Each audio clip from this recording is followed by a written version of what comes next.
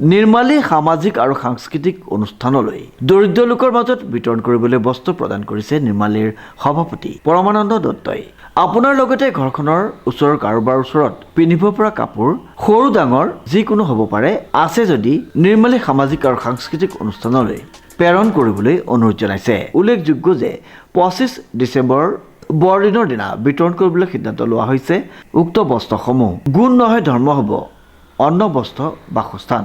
শুনিবলৈ বা ক'বলৈ বেয়া দেখি যদিও ভাগৱত গীতা বা কীৰ্তন ঘোষা পঢ়িলেই ধৰ্ম কৰা নুবুজায়। প্ৰকৃত ধৰ্ম মানৱ সেৱাহে। গতিকে সকলোকে আহ্বান জনালে যদিহে আছে সোনকালেই সামাজিক সাংস্কৃতিক অনুষ্ঠান নিৰ্মালীৰ লগত যোগাযোগ কৰি কাপোৰসমূহ আগবঢ়োৱাৰ বাবে।